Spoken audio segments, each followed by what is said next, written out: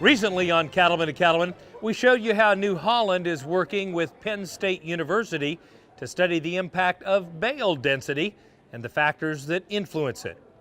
Brian Baxter takes us to Pennsylvania for an update on this valuable research and how it could improve the quality and value of your hay and forage.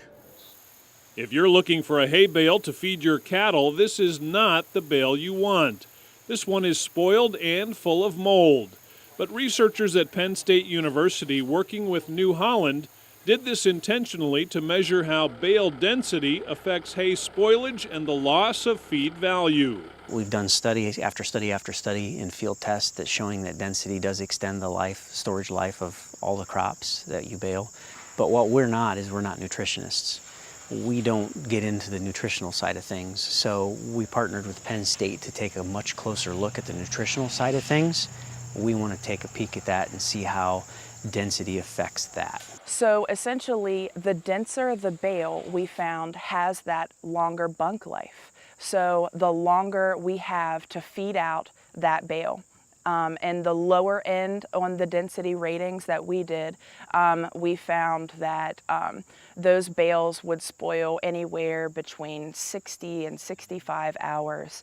But on the more dense bales, we actually saw an increase of 20 to 24 hours of bunk life. There's definitely a relationship between the density of the bale and the temperature that it gets to, and the temperature affects how much protein is available, the availability of nutrients in that bale. As temperature goes up to a certain point, up to about 120 degrees Fahrenheit in that ballpark, we start to see the availability of some of those nutrients start to drop off.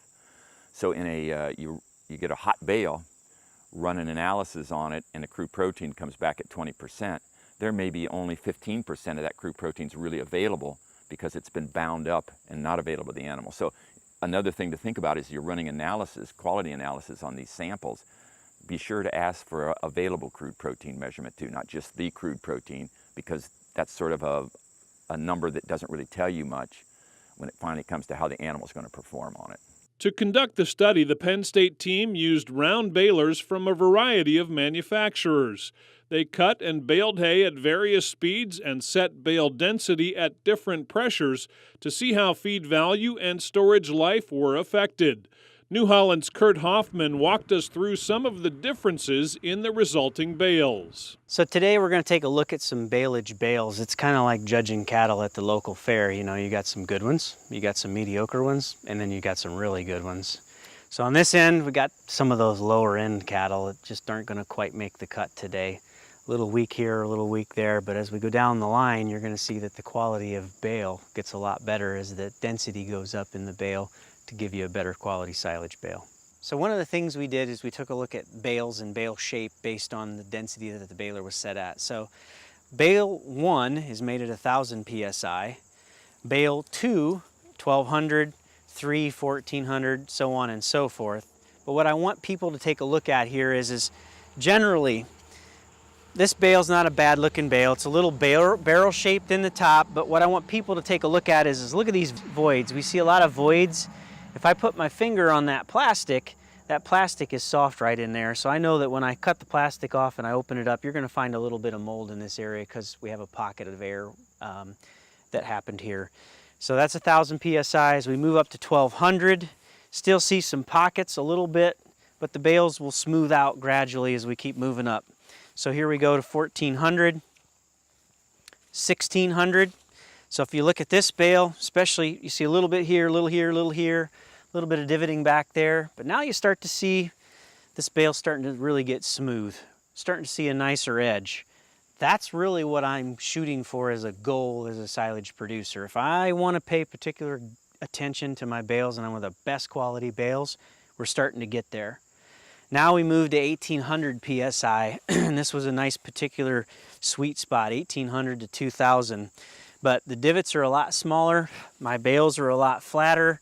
Notice this bale sits flat, and the ground is basically the same slope here.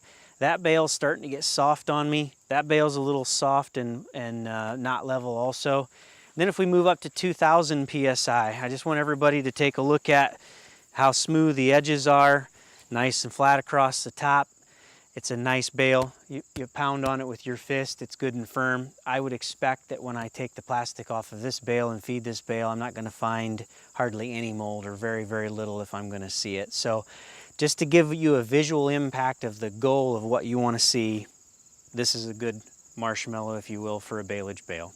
Of course, the main reason for making hay is to deliver the very best feed value to the animals consuming it.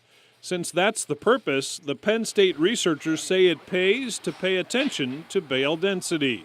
The denser the bale, the better, whether you're making wet hay or dry hay, and all of those has to do with hay storage. But it also has to do with some of the nutritional and quality aspects of the forage as well. Bale density is really important because not only getting more in a bale, so you have to make less bales, but it really affects, if you're going to make silage, how well that silage ferments. Oxygen in the bale slows down the fermentation process, extends it, lets the bale get hotter. The tighter you can make that bale and the tighter you can wrap that bale, squeezes more air out of it so that it'll go anaerobic quicker and start fermenting faster so the temperature doesn't rise. And 120 degrees, 125 is a point when the protein and carbons start to fuse together in the hay and makes the protein unavailable to the animals. So our crude protein level could stay the same in those bales, but the animals, it just blows through the animals. It's not utilizable at all by the animals. So the real available crude protein drops as the temperature goes up like that. Beyond the value of the nutrition for the animals, increased bale density or more crop in each bale also offers significant cost savings for the hay producer. So does making a dense bale equal money in my back pocket? You bet, in a lot of different ways. Like we've talked, it cuts down on storage losses. That's the big one. But it also increases the quality of feed that you're feeding, so there's less mycotoxins, less molds in that feed if we get proper fermentation. Yeah, it means big money at the end of the year. At the end of 5 years, like we were talking about earlier, you can pay for a 4x5 round baler with the savings in just net wrap and film wrap, let alone the other things, the time and the fuel. We didn't even give any consideration to that kind of stuff. When we know from the Penn State bale density study that our sweet spot is at 8 to 9 mile an hour, that's where we make the densest bale over the competition. So bottom line, run your baler at wherever it will perform the best to make the densest bale, and then the other thing that you can do that helps is turn the density up. You want your density always set to max if you're doing dry crops, if you're doing silage crops.